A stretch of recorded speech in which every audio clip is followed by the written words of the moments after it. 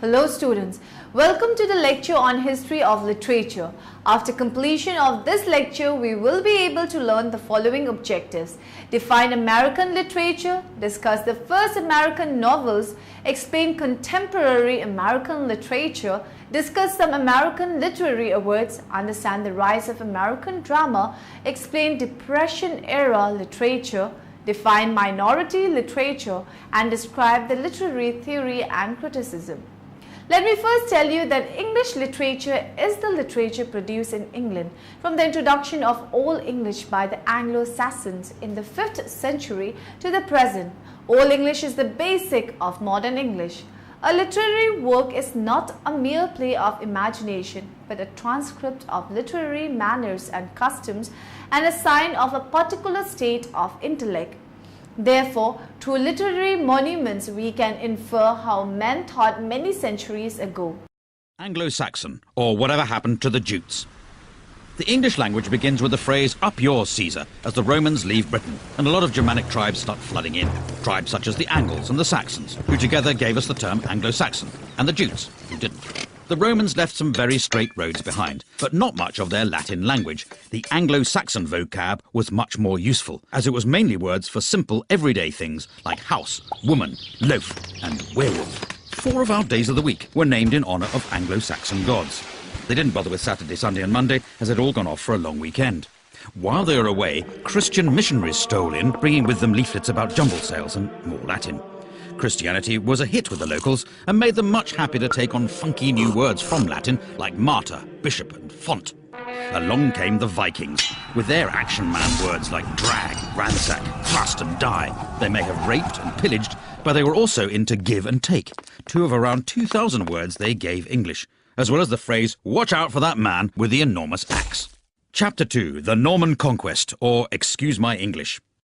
1066. True to his name, William the Conqueror invades England, bringing new concepts from across the Channel like the French language, the Doomsday Book and the duty-free Gauloise multipack. French was de rigueur for all official business, with words like judge, jury, evidence and justice coming in and giving John Grisham's career a kick-start. Latin was still used ad nauseam in church, but the common man spoke English, able to communicate only by speaking more slowly and loudly until the others understood him. Words like cow, sheep and swine come from the English-speaking farmers, while the à la carte versions, beef, mutton and pork, come from the French-speaking toffs, beginning a long-running trend for restaurants having completely indecipherable menus. All in all, the English absorbed about 10,000 new words from the Normans, though they still couldn't grasp the rules of cheek-kissing.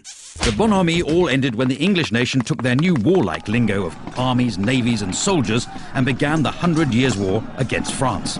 It actually lasted 116 years, but by that point no one could count any higher in French, and English took over as the language of power. Chapter 3, Shakespeare, or a plaque on both his houses. As the dictionary tells us, about 2,000 new words and phrases were invented by William Shakespeare.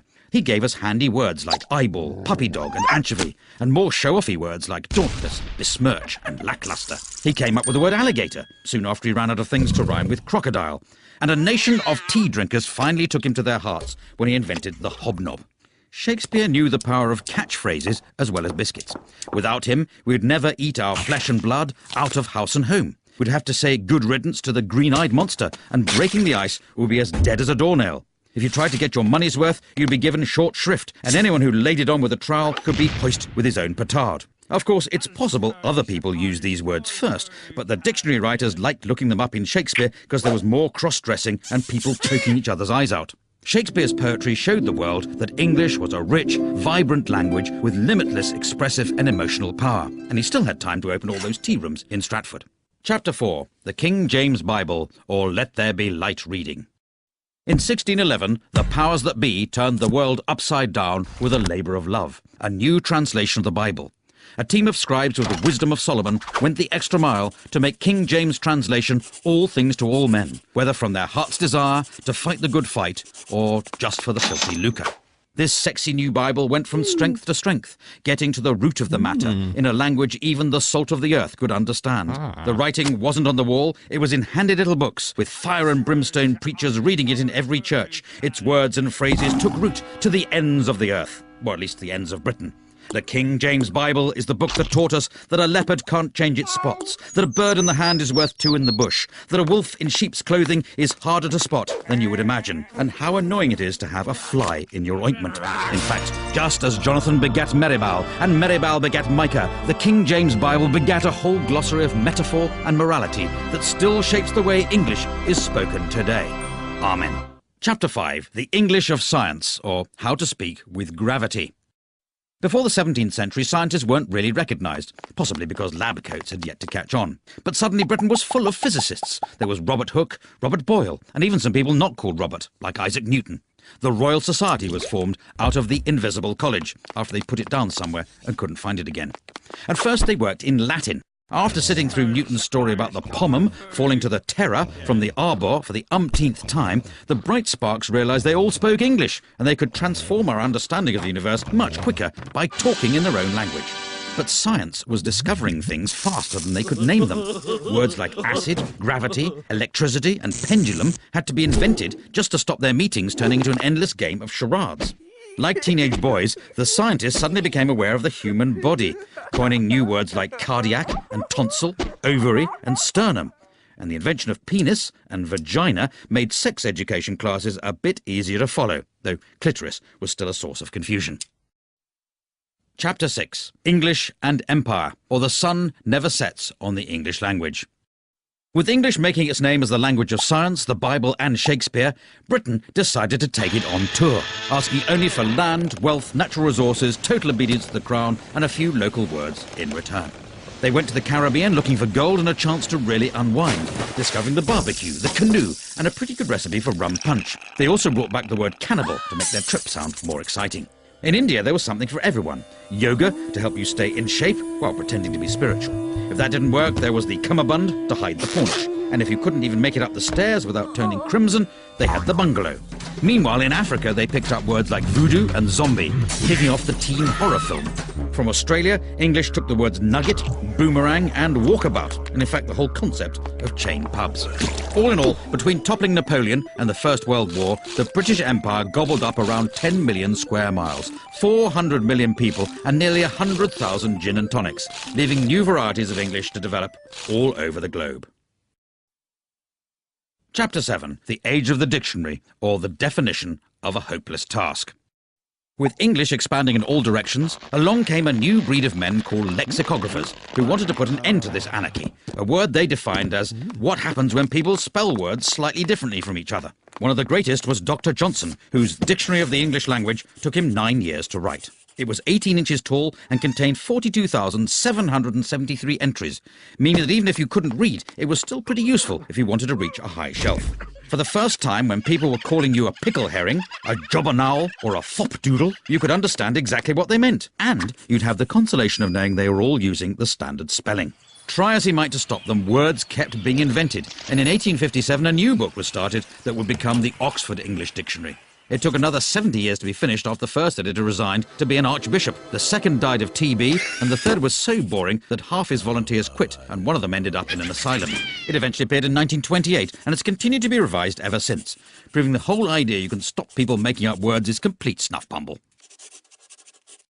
Chapter 8. American English, or not English, but somewhere in the ballpark. From the moment Brits first landed in America, they needed names for all the new plants and animals, so they borrowed words like raccoon, squash and moose from the Native Americans, as well as most of their territory. Waves of immigrants fed America's hunger for words. The Dutch came sharing coleslaw and cookies, probably as a result of their relaxed attitude to drugs. Later the Germans arrived selling pretzels from delicatessens, and the Italians arrived with their pizza, their pasta and their mafia, just like Mama used to make. America spread a new language of capitalism, getting everyone worried about the break-even and the bottom line, whether they were blue chip or white collar. The commuter needed a whole new system of freeways, subways and parking lots, and quickly, before words like merger and downsizing could be invented. American English drifted back across the pond as Brits got the hang of their cool movies and their groovy jazz. There were even some old forgotten English words that lived on in America, so they carried on using fall, faucets, diapers and candy, while the Brits moved on to autumn, taps, nappies and NHS dental care. Chapter 9. Internet English, or Language Reverts to Type. In 1972, the first email was sent. Soon the internet arrived, a free global space to share information, ideas and amusing pictures of cats. Before the internet, English changed through people speaking it, but the net brought typing back into fashion and hundreds of cases of repetitive strain injury. Nobody had ever had to download anything before, let alone use a toolbar, and the only time someone set up a firewall, it ended with a massive insurance claim and a huge pile of charred wallpaper. Conversations were getting shorter than the average attention span. Why bother writing a sentence when an abbreviation would do and leave you more time to blog, poke and reboot when your hard drive crashed? In my humble opinion, became IMHO. By the way, became BTW, and if we're honest that life-threatening accident was pretty hilarious, simply became fail. Some changes even passed into spoken English. For your information, people frequently ask questions like, how can LOL mean laugh out loud and lots of love? But if you're going to complain about that, then UG2BK. Chapter 10. Global English, or whose language is it anyway? In the 1500 years since the Romans left Britain, English has shown a unique ability to absorb, evolve, invade, and if we're honest, steal. After foreign settlers got it started, it grew into a fully fledged language all of its own, before leaving home and travelling the world, first via the high seas, then via the high-speed broadband connection, pilfering words from over 350 languages and establishing itself as a global institution. All this despite a written alphabet that bears no correlation to how it sounds and a system of spelling that even Dan Brown couldn't decipher. Right now, around 1.5 billion people speak English. Of these, about a quarter are native speakers, a quarter speak it as their second language, and half are able to ask for directions to a swimming pool. There's Hinglish, which is Hindi English, Chinglish, which is Chinese English, and Singlish, which is Singaporean English, and not that bit where they speak in musicals. So in conclusion, the language has got so little to do with England these days, it may well be time to stop calling it English. But if someone does think up a new name for it, it should probably be in Chinese. Like all other literature, American literature was also shaped by the history of the nation.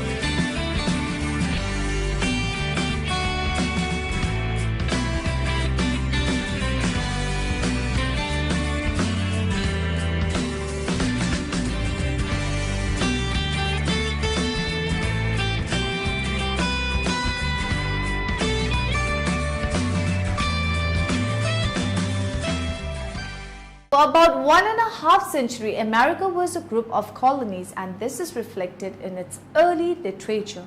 Let us talk about American literature in different centuries. The 17th century. The literature of this time naturally has a colonial bent. The credit of initiating American literature goes to John Smith. His chief books, A True Relation of Virginia, Histories of Virginia, New England and the Summer Isles, were written to explain colonizing opportunities to Englishmen. Other writings argued about the relationship between the church and the state. William Bradford's History of Plymouth Plantation showed how his Pilgrim separatists completely broke with Anglicanism. Roger Williams advocated not only the separation of church and the state, but also the vesting of power in the people and the tolerance of different religious beliefs. There was little achievement in drama and poetry. Poems of Edward Taylor are still appreciated by modern-day critics. He showed his delight in Christian belief and experience through his poetry. The 18th century. Some writers still carried on the older traditions. Jonathan Edwards eloquently defended his belief in the concept that man would attain virtue and salvation only through God's grace. He supported his claims by relating them to a complex metaphysical system and by reasoning brilliantly in clear and beautiful prose. The 19th century. The writers of this time were keen on writing literature that was truly native. Poets wrote poems under the influence of the 18th century poets. Romantic poetry also came into scenario during this time. The Power of Sympathy in 1789 was the first American novel by William Hill Brown. This only shortly preceded the Gothic romance Wieland in 1799 by the first professional American novelist Charles Brockden Brown. The first novel published by a Native American was The Life and Adventures of Zauagund Murrieta in 1854 by John Rollin Ridge. The first American novels usually were legends and folk tales of Native Americans and also their personal narratives in an effort to preserve their history and culture for the posterity. Writing became a means to perpetuate tradition in the face of cultural disintegration. The United States is one of the most diverse nations of the world. Its literature, likewise, is dazzlingly diverse, evolving, and exciting. At the same time, different novels and books belonging to different genres are among the bestsellers. The list of paperback bestsellers included new thriller by John Grisham, murder mysteries, alongside non-fiction science books by the anthropologist Jared Diamond, popular sociology by the New Yorker magazine writer Malcolm Gladwell, and accounts of drug rehabilitation and crime. Also, many books by non-American authors and books centered on international themes were also prominent. Afghan-American Khaled Hosseini's sharing novel, The Kite Runner, tells of childhood friend in Kabul separated by the rule of the Taliban. Arthur Golden's Memoirs of a Geisha recounts a Japanese woman's life during World War II. Among the hardcover bestsellers of 2006, we have Dan Brown's novel, The Da Vinci Code, and Anne Rice's tale, Cries the Lord Out of Egypt. Other popular themes include religion and feminism. Multi-ethnic writings, creative non-fiction, short story, and short story have emerged and flourished in the 21st century America. With the progress in literature, many awards are being given to writers for their esteemed works. Some American literary awards are Ambassador Book Award, Asian American Literary Awards, Fabry Literary Prize, Hugo Award, Man Booker International Prize, National Book Award, Nobel Literature, O. Henry Awards, Penn Faulkner Award for Fiction, Pulitzer Prize. American drama attained international status in the 1920s and the 1930s with the work of Eugene O'Neill, who won 3 Pulitzer Prizes and a Nobel Prize. Playwrights Tennessee Williams, Arthur Miller, Sam Shepard, and August Wilson are some playwrights who are well acknowledged for their works. During the 1910s and 1920s, American drama underwent a radical change. New themes were introduced on the American stage. The two that have a decisive effect on the coming of age of the modern American drama are realism and expressionism.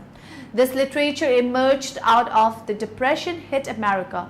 Photos filled with the forlorn faces of hungry and impoverished Americans that came to characterize the desolation of the Great Depression did not wholly take the credit. They were often joined with evocative writing in a genre that flourished amidst the period, the documentary book. American Modernism and Depression documentary looks at the tradition of the hybrid verbal visual text that flourished during a time when US citizens were becoming increasingly conscious of the life of a larger nation. Minority literature is the literature that is written by and talks about the minority communities. In America, several minority communities are prevalent, which have also contributed many writers to the ongoing list. The writers are the Jewish American writers, Hispanic American writers, Native American writers, African American writers, Irish American writers, and Asian American writers. Literary theory and literary criticism are the interpretive tools that help us think more deeply and insightfully about the literature that we read. In this section, we will talk in brief about different literary theories and criticism. Some literary criticism are Cambridge School, a group of scholars who rejected a historical and biographical analysis of text in favor of a close reading of texts themselves. Deconstruction, a philosophical approach to reading that attacks the assumption that a text has a single stable meaning. Feminist criticism, an umbrella term for a number of different critical approaches that seek to distinguish the human experience from the male experience. Psychoanalytic criticism, any form of criticism that draws on psychoanalysis, the practice of analyzing the role of unconscious psychological drives and impulses in shaping human behavior or artistic production. Marxist criticism, an umbrella term for a number of critical approaches to literature that draw inspiration from the social and economic theories of Karl Marx. Marxist criticism approaches literature as a struggle with social realities and ideologies. New criticism. This approach discourages the use of history and biography in interpreting a literary work and encourages readers to discover the meaning of a work through a detailed analysis of the text itself. Now let's talk about some important literary theories. Diachronic synchronic. Diachronic approach looks at language as a historical process and examines the ways in which it has changed over time. The synchronic approach looks at language at a particular moment in time without reference to history. Dialogic monologic.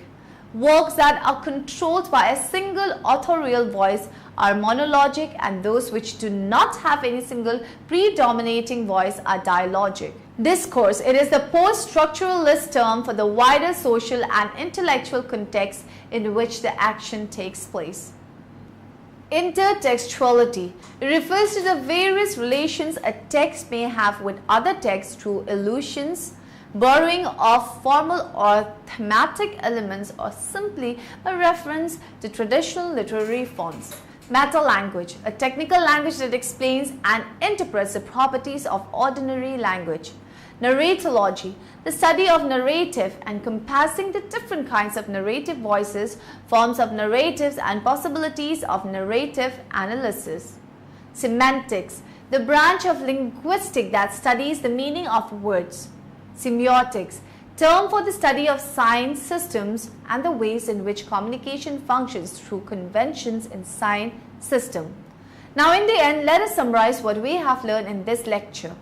We know the basic themes of American writings in different centuries. Second, we know about the history of English literature and its origination by the Anglo-Saxons. Third, we have knowledge of American drama and Depression-era literature. Fourth, we can name important literary awards.